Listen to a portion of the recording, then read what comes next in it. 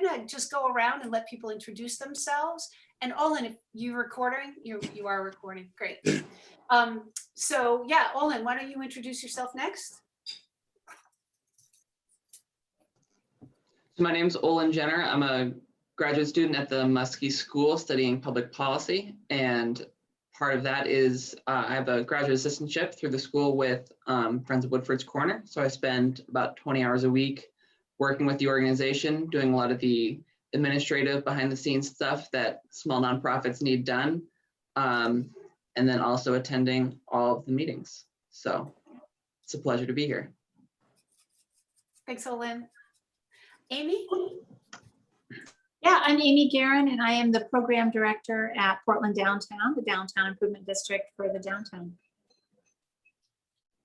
Thanks. Sam? Hi, I'm Sam Bulig. I am the youth project coordinator with Learning Works Service Works program.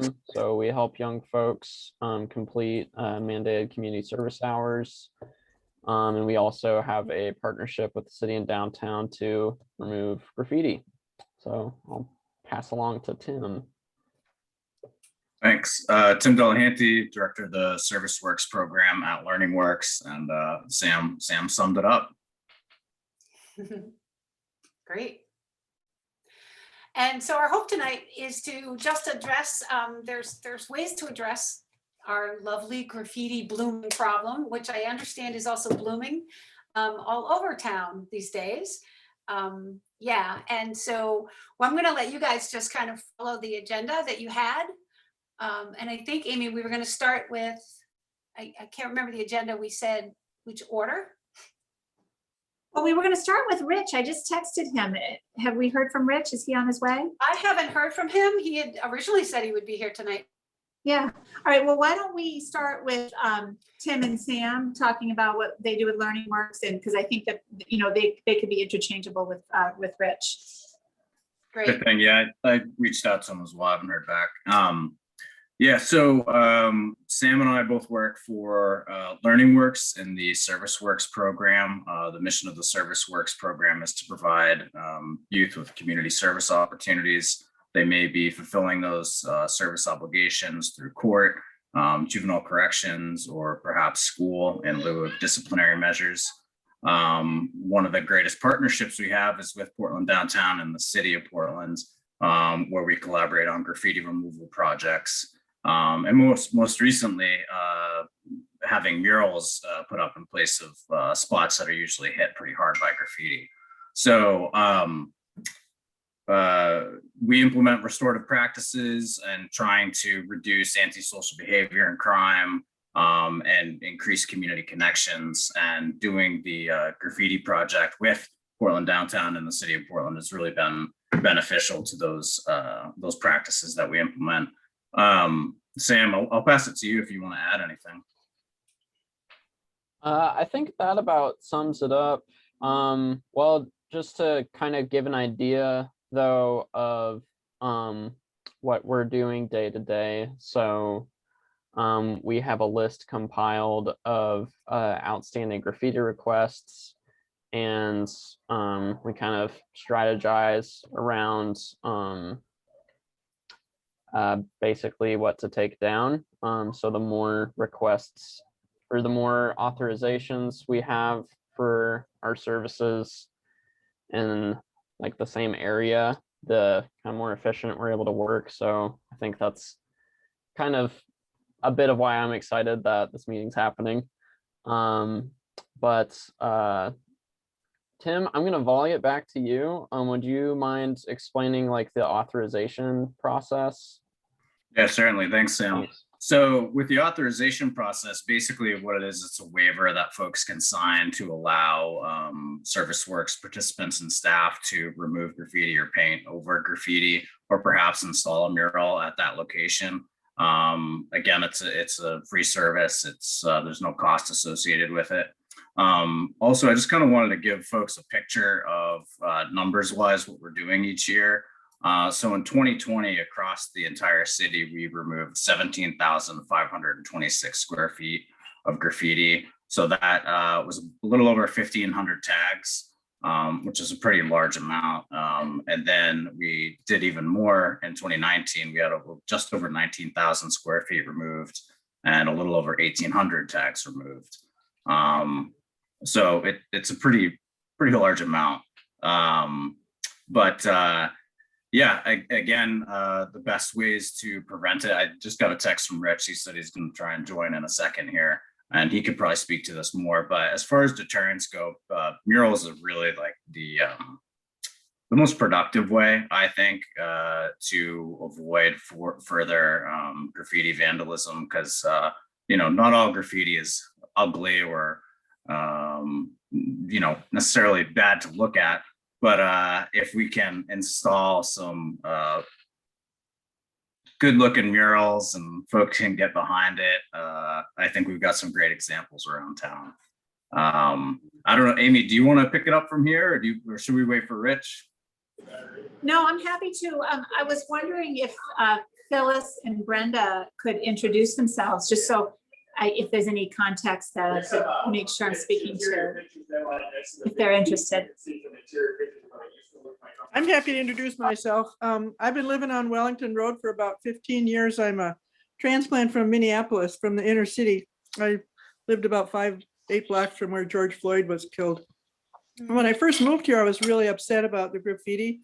And so one of the reasons I joined the meeting was that I have a bunch of cans of spray paint, because before you guys started your project, and I see less of it now, I used to just spray over it. And so I have about 10 cans of various colors of spray paint in case you guys would like, if you could have a use for those, I would be glad to pass them along, because I'm getting ready to sell my house and move to the hill, and you very wonderfully put me out of a job. So if you want those, I'd be happy to donate them to your project. We'll take them. Thanks, Phyllis. Just tell me how I get them to you. Absolutely. The reason I'm not on video is because I'm having supper. Thanks. But thank you for doing this. And I'm Brenda Nicholas, and I live on Chamberlain, which is kind of part of Woodford's. I'm not sure if we are or if we're not. It's kind of got back and forth. And I have a building in the Old Port, which I'm very familiar with Tim and his crew. And I appreciate all that they do. So I'm just listening to see what's going on. Great. Great. Hi, Brenda. Brenda, Thank of you, course, Brenda. is a volunteer for Portland Downtown too. So we appreciate you. Thank you. Great.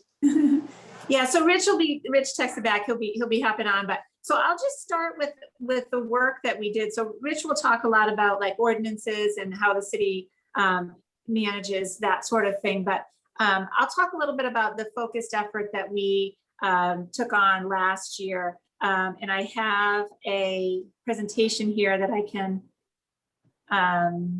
share with you. Here we go. So it was basically the group of us. So Rich Bianculli, who's the neighborhood prosecutor with the Portland Police Department, Tim and Sam from Learning Works, and myself. And then in addition, we had our Public Works Deputy Director, Dan Mirabili, who's a Portland Downtown board member.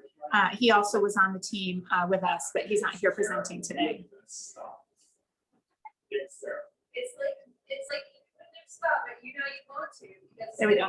So graffiti, focusing on graffiti was a strategic planning initiative in Portland Downtown's last strategic plan that just ended in 2020. So it was sort of a last tick off the list item that Casey Gilbert, our immediate past executive director, wanted to check off the list. And so she left it sort of in my hands as she was getting ready to leave our organization last year, which is how I became the graffiti czar.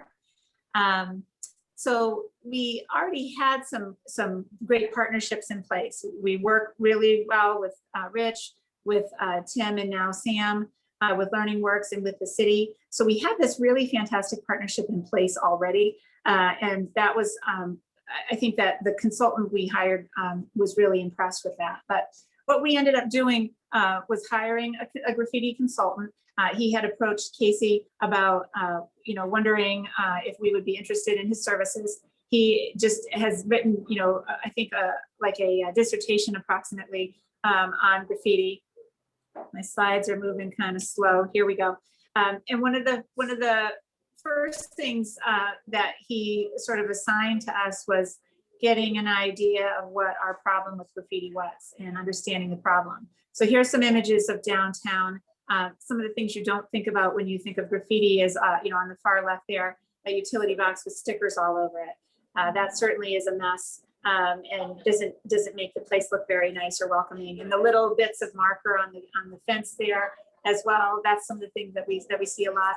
The dumpster in the center there, while yes, it has graffiti on it, something like a dumpster close to the side of a building like this would provide access to the upper story. That nice blank canvas above would be, if someone be able to climb up there and maybe even access those fire escape units above. And then of course, you know, we do see spray paint on the side of the buildings, like you see in the far right, that's the side of Gino's. And that's what you tend to think of with graffiti, but he wanted us to understand the scope of the problem across the board. So what we did is, first thing I did was I did an inventory. And this was in March of last year, just as everything was shutting down. There was no one out and about downtown except graffiti vandals. So in the beginning the beginning of this inventory was late March, early April, kind of this time of year when you see a lot of graffiti because it's been going on all winter with little recourse for removing because of the weather.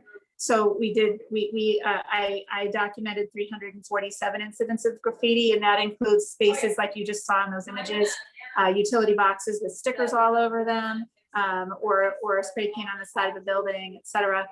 After 3 months, we did an inventory again and reduced down to 207 incidents, same location. So our team was really full throttle working on staying on top of it. And then again, at the end of the season, at full 6 months later, reduced even a little bit more. So it was really impactful to see. The inventory showed us what was there, but then also we could kind of track our progress over time. And what we saw from the inventory as well, this is like baseline, the darker color at the bottom, and then 3 months and 6 months. So we see reduction in all of these mediums of graffiti, but we also got to see that like the big issues are the stickers and the markers. These little things that are really easier to stay on top of. The spray paint on the side of the building, there in the down towards the bottom.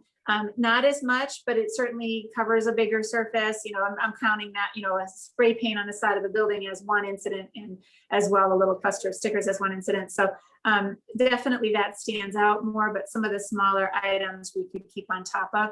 Etching on windows is also something that we pay attention to, where the graffiti consultant is from. He sees it in bathroom mirrors and such a lot inside of buildings. So, you know, there are recourses for that as well. And then the types of property that you see the graffiti on, the big one here, street signs. You know, the backs of stop signs are literally covered with these stickers. We're working with some partners right now who want to make some stickers to get some advertising out. I'm like, please don't use stickers. But they think stickers are a good idea. People like to put them on their water bottles, but they are aware that I'm not completely on board with the sticker idea. We saw a lot on parking meters early in the season. The parking division, part of what they do when they're out, you know, servicing the meters, servicing the kiosks, emptying the change collecting meters, is that they do stay on top of removing stickers. Our public works crew basically has purview over any public property. So fire hydrants, parking meters, street signs, and they stay on top of that stuff. So we saw pretty drastic reductions for all of those types of graffiti. And then one of the other things that he recommended we do was to share resources, a lot like I'm doing right now. So I reached out to all the neighborhood associations. This is a neighborhood association cleanup day at the Bayside Neighborhood Association. I'm on the board of the Bayside Neighborhood Association. I was as a resident, but I was off the board for a hot second and then was voted back on as an organization. And then we send this letter out, and Teresa, it's in the evaluation that I sent you, a copy of this letter, so you can rip off and duplicate as you feel fit. But there's a lot of resources on here that tell you sort of what your responsibility is as a property owner, and then some you know, just some tips and tools that you can use to stay on top of graffiti vandalism. A lot about what I'm talking about here. The graffiti consultant also advocated for ordinance amendments. So our group did look at the City of Portland's ordinance. It included things such as adding fines to property owners, adding fines to the vandals. and just having a stricter penalty process.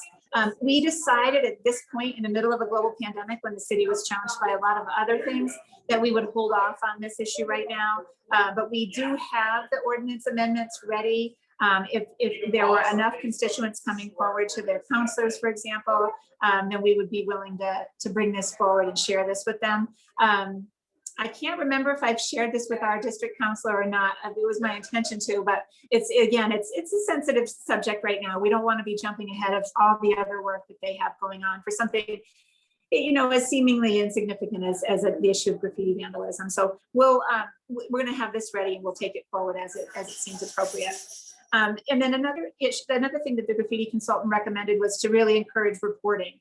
This is the logo from the Fix It Portland See Quick Fix application. If you all don't have this on your tablet and phones, it's really the best way to get this information to the city, and Rich will let you know that. He likes to just have it coming in this way. Rich keeps this organized, and he shares this with Tim and Sam. I pay attention to these in the downtown specifically, but that's the best way to report graffiti. It'll go in. Rich will either assign it to our downtown public works crew or another employee in the city if it's outside of downtown, or Tim and Sam will work on the specific incidences of graffiti. And then installing murals at graffiti hotspots is kind of a known deterrent. It's not like a be all to end all, but it is a known deterrent. This is a building in downtown. It's actually one of our board members is corporation counsel for this property. And you can see behind this young woman, there's graffiti all over the wall. And there was graffiti all over this wall as well. But adding this mural has deterred graffiti from popping up here. And it's a really vibrant mural downtown. They worked with MECA students. I like the way it's also, you know, painting on the utility poles and connections there, because those are areas that tend to get a lot of those stickers and markers. So that's a good application for this. And then really staying on top of it. I know you guys all know this, but removing graffiti promptly and consistently, you know, just having somebody right on top of it. We did have a number of downtown property managers speak with the consultant, everywhere from just a small property manager who manages property near our building, our offices downtown, to he spoke to my public works supervisor, and he spoke to a couple of other property managers just to get a feel for what the graffiti was like in downtown and what they felt was successful for their issues. And then engage stakeholders and volunteers. Really, this helps with that, removing promptly with that consistent removal. This is Sarah, the president of the Bayside Neighborhood Association. Again, we work with them on cleanup days, and we would be really psyched to have this include graffiti removal cleanup, but we do trash cleanup regularly in Bayside. And then the city has a lot of resources on the website around graffiti prevention and reporting. So just, you know, staying involved with what you can do to bring people together to keep working on this, because really everybody, if you notice it, and it's something that you can stay on top of, like some of you all are doing, and, you know, just take care of it. And then finally, the graffiti consultant has this package of penalties he talks about. He's really big on, you know, being harsh with graffiti vandals. And for our community here in Portland, Maine, it's not, Tim is was kind of disagreed with some of this. And so we took this out of our final recommendations to really go hard on this. But there's a whole list of ways that you can really be aggressive with the graffiti vandals. In the graffiti consultants community, they tended to be younger people, where this was sort of an entry crime that ended up leading to more gang activity for the young people over time. And that's not really what we see here in our community. So it's not something that we were really going to aggressively move forward with. But we do have a great working relationships with our mayor, our city manager, the district attorney, people who would be, sort of interested in looking at the rules around this and working, if not with stricter penalties, with alternatives to these penalties, like performing community service hours with Learning Works and such. And so, of course, I feature our cadets here, not because they would be implementing the package of penalties, but because they're so adorable. So that's the gist of what we worked on really with the graffiti consultant. We're all available, if you guys have any specific questions about that work, but it was a great project. I'm going to continue this year with staying on top of the same way that we did in the past. I want to be able to do an inventory again and see, that we're making the same progress that we did in the past. So great. No, we've got Rich with us now, but if anybody has, any questions, I kind of zipped through that, but if anybody has any questions with that specifically, I can answer that now. Or we can go to Rich.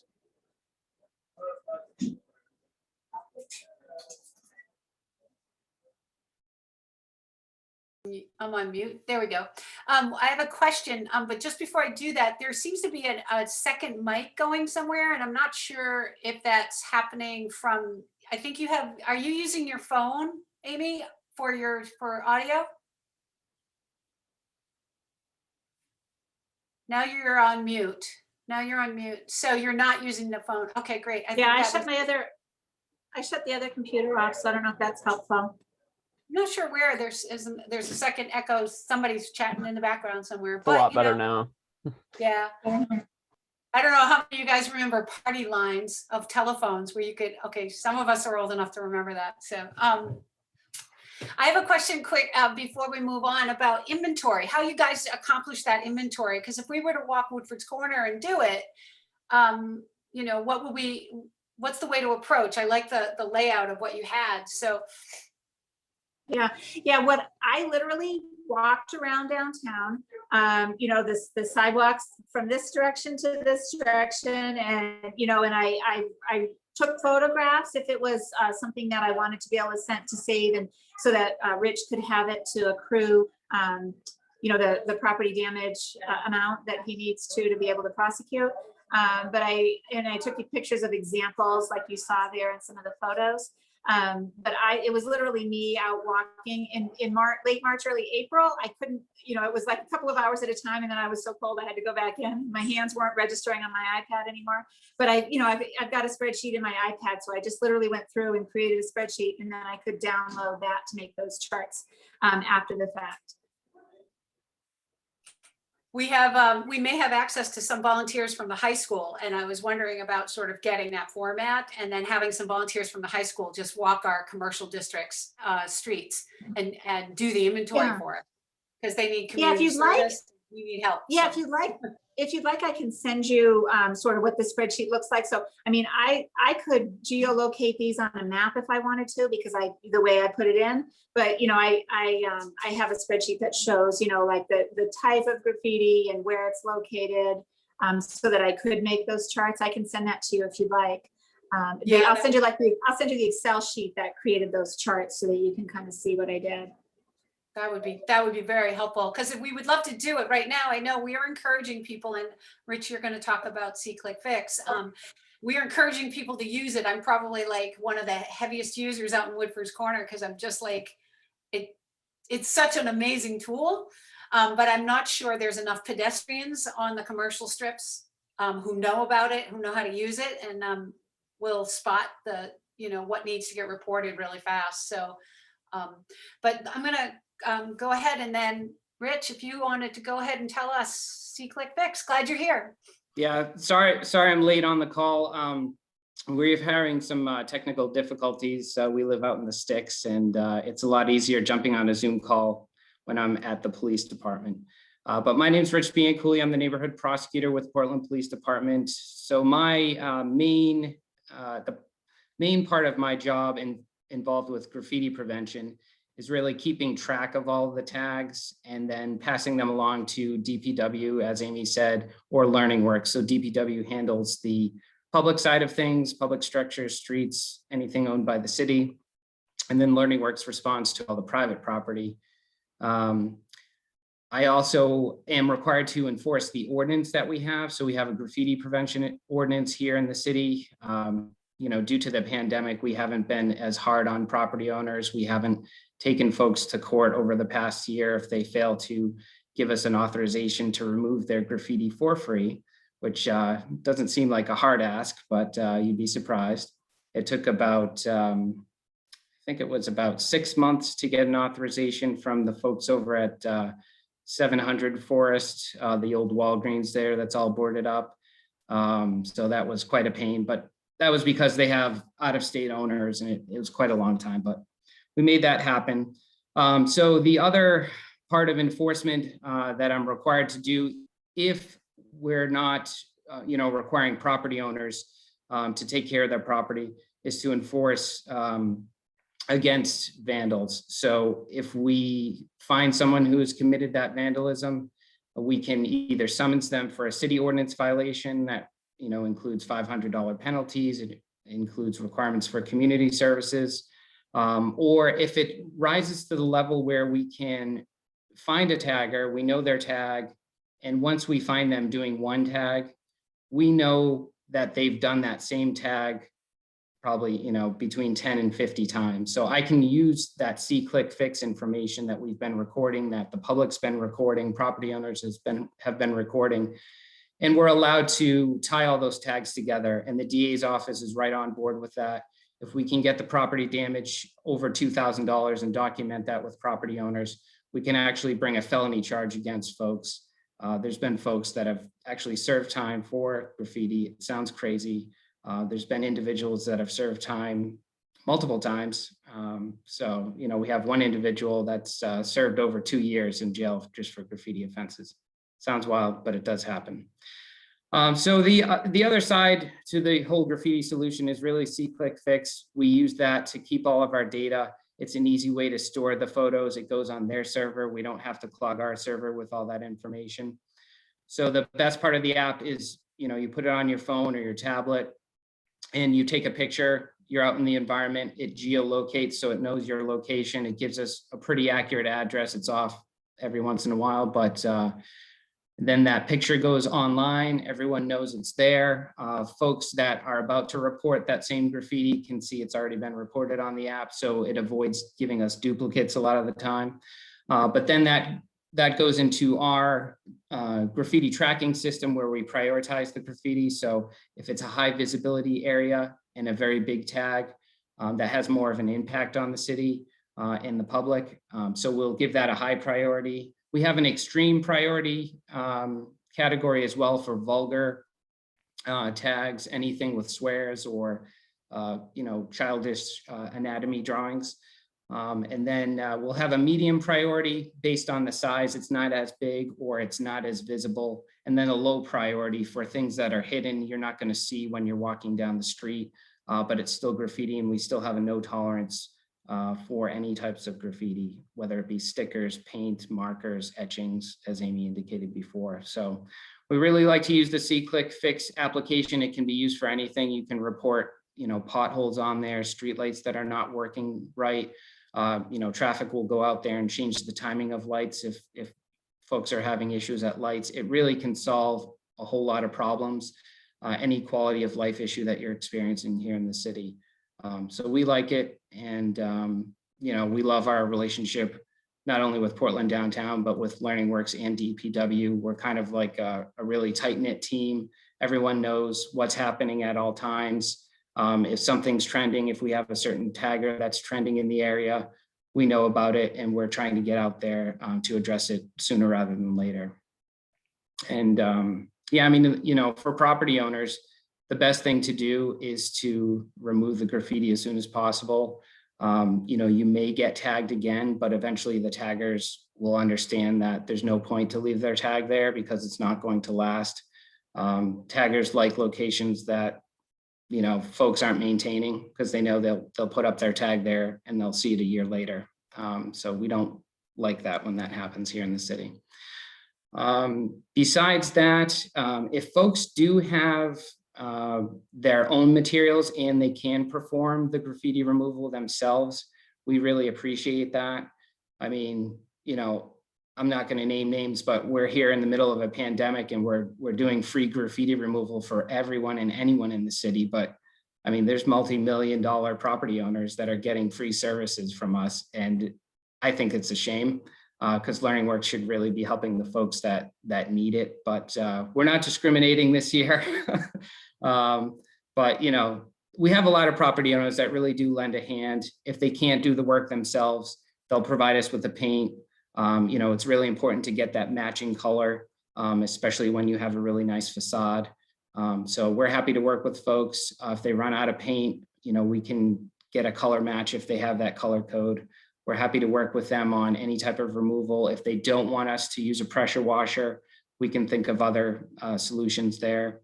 We'll sand wood material, pressure wash brick most of the time, and paint over painted locations that have been previously painted. We don't like to paint brick, but if it's already been painted, it's usually the quickest fix. I'm sure Tim might have told you about some of those techniques, but yeah, I mean, that's pretty much it from my perspective. If you do have footage of a tagger, so if you've seen someone, you've either taken a photo or a video, please be happy to share that with me. You can email that to me directly. I share that with the entire police department right away. That's my first step. And our officers know, a lot of the friendly faces in the city. So half of the time it'll come back with an identification right away. The other half of the time it won't work, and I'll send it out to my property owner list. We have like graffiti property owners here in the city that are really interested in trying to catch these vandals. I'll share it with them. Sometimes we'll get an ID that way. But either way, we're happy to get that information. And if we can't identify that person right away, if we eventually identify them, we'll be able to tie it to those previous events. So we really appreciate that. But yeah, I just wanted to basically open it up to folks if they had any questions about anything, rather than me being a talking head for a while.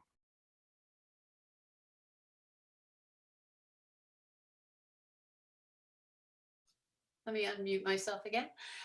Rich, I had a question. You said that a felony is $2,000 worth of damage, and that's included if like Learning Work shows up. Would they have a dollar amount estimate for the amount of work they just did? Yeah, it really hurts because it's going to take you, let's see, 4 times 20. It's going to take you about 80, Learning Works graffiti removals, because they work pretty efficiently and pretty inexpensively. So it's about a $25 average per removal. You'd be hard pressed to beat, that price with any of your local contractors. I don't think anyone would pick up any tool for $25. No. So, that's why, even if you have Learning Works, do some work, if you want to donate to Learning Works to support their cause, we support that as well, because they work fast and efficiently at a great cost. So sometimes it's hard to get to that amount. Other times, we have other property owners who have their own maintenance crew and they charge different rates. So, depending on the level of damage that's done, if something can't be replaced, that bill can get up to our $2,000 mark very quickly. But a lot of times, by the time we do get a positive ID or catch one of these individuals red-handed, it's because, they're out there all the time and they're just being careless.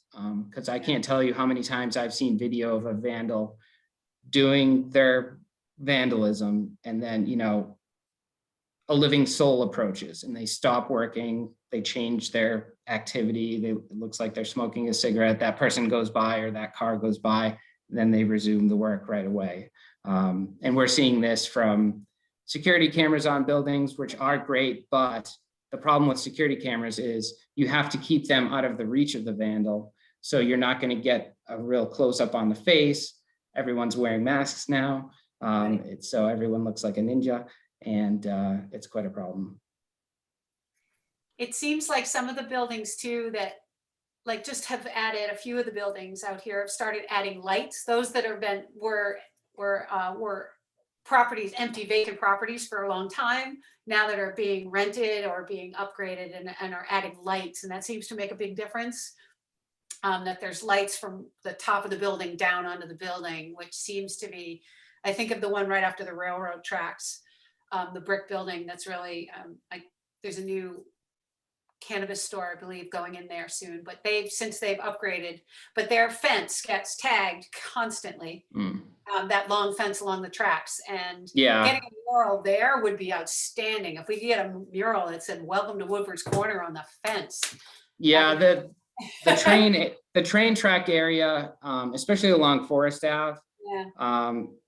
It's almost like a second free wall. I'm not going to call it that, but there's been so many property owners there that have, Yeah. they've reached out to some of the graffiti artists and they've done there's some really cool work. If you travel along the train track, I'm not recommending it to anyone, but you know, they've been allowed to like use their artistic license, and it's graffiti that looks nice. And it's the back of the building, so the public doesn't see it. You'll only see it if you're riding the rails. But it also prevents graffiti from occurring again. So that's the positive effect back there. I wouldn't recommend it for everyone. And I don't recommend murals really, unless you have a location that's getting tagged all the time. You know, of course, if you want to do a mural just to brighten up the cityscape, that's great too. And we've actually, you know, we've had folks reach out to us in the past asking about, can you identify all the public murals here in the city, because we want to organize a tour of them. And, you know, we're not quite Philadelphia, but we're working on it, so. Right. So Rich, Go ahead, Sam. if I were minding my business around Portland downtown or anywhere else in Portland, and I saw someone take a Sharpie to a wall to start doing a tag, what should I do? Because see, click, fix, like that's not gonna get them Yeah. in that instant. What's my move? It's difficult. I mean, you know, a lot of times, you know, I won't recommend anyone to, you know, start taking pictures of people when they're committing crimes. It's usually a quick way to get punched in the face. But you know, you could keep moving along and call non-emergency dispatch. We don't recommend anyone to ever use 911 to report graffiti crimes, but our non-emergency dispatch line is 874-8575. I know Teresa probably has it on speed dial, but she can share it with the group. I do as well. And it's just important to have, even if you can't locate a certain individual in the police department, you can call dispatch and they'll find them for you. Yeah, I would recommend that because, you know, the officer who's going to respond within 5 to 10 minutes might not be able to catch that individual right there and then. But if you can keep walking and remember what that person was wearing and provide that to the dispatcher, the officer will have a pretty great chance of finding that individual based on the description of the clothing. You know, it helps if they're wearing something that sets them apart from the crowd, but you know, just giving that location has proved effective in the past. Will it behoove the officer to know what item the perpetrator is using to tag? It would.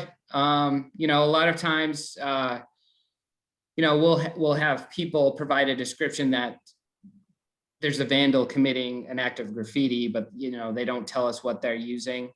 So we've actually had situations in the past that Sam might be alluding to where you know, someone said they were putting up tags and you know, the officer was really looking for cans of spray paint, whereas that person could have very well had a graffiti pen marker or you know, one of those high quality artistic markers that they kind of leave a pretty heavy coat of paint right out of the marker. So it's helpful to be very descriptive in appearance, height. It's hard to remember that because you're just seeing them and you're trying not to be seen when you're calling dispatch, but whatever information you can provide, it's usually pretty helpful. Great, thank you. Brenda or Phyllis, did you have questions? No? I don't have any questions. I'm good. I just want to know what to do with my Kansas spray paint. Phyllis, I put in the chat there email that addresses for the Learning Works guys. I figured I'd do that if I don't hear anything else. yeah, the email would be great. Thank you, Phyllis. I do actually wonder about the stickers too. Like stickers, like here, the big buildings, right? We have the buildings, which clearly, you know, Learning Works can be really helpful in property owners. And then, but stickers all over the electrical boxes, the stop signs, yeah. how is it, does Learning Works, this is public property, so you're not doing the public property removals, right? You're doing private property removals, so. We will on occasion assess public Mhm. works, yeah. Yeah, because we don't have public works, that same kind of public works support out in Woofers Corner that downtown has, so.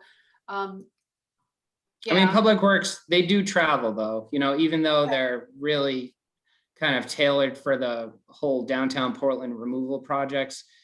They do travel, they get out of the downtown area, they're over in East Bayside, they're in your Okay. neighborhood as well. And it's really on an as time permits. DPW, they have a day crew, but they also have a night crew that works a few nights per week, and they cover a lot of ground. There's lots of individuals who are out there and willing to help too. So, sometimes DPW can't get to something that they have, and sometimes they'll provide an assist on something that we have an authorization for. okay, that would be great, yeah. Yeah, it's certainly, we have a lot of those kind of boxes, and I know we put in for some of the murals to see if we can have murals on our electric boxes and the old fire things, whatever those things are called, on the little phone. The call boxes. Yeah, the call boxes, so, yeah, and it just, yeah, it would help the streetscape just be less blighted here. Mhm. Yes, please go ahead, Brenda. I have a question. How do you keep the stickers off a pipe, a black pipe that has so much paint on it? There's more paint than the pipe is in diameter, and I cannot keep the stickers off it. Any suggestions? That's an interesting question. I wonder if there's some sort of a coating that would make those easier to come off, but I will tell you, the graffiti consultant recommends removing them versus painting over them, because they're just still going to peel off partially if you paint over them. So he does recommend removing them. Our guys carry around like a little paint scraper so they can kind of lift the sticker a little bit and pull them up. We spray it with water before that scraping process too. Find that helps. Yeah, there is a product. Well, on a painted surface, it won't really help, but if you have a metallic surface, you could use like a Gooby Gone product before you scrape.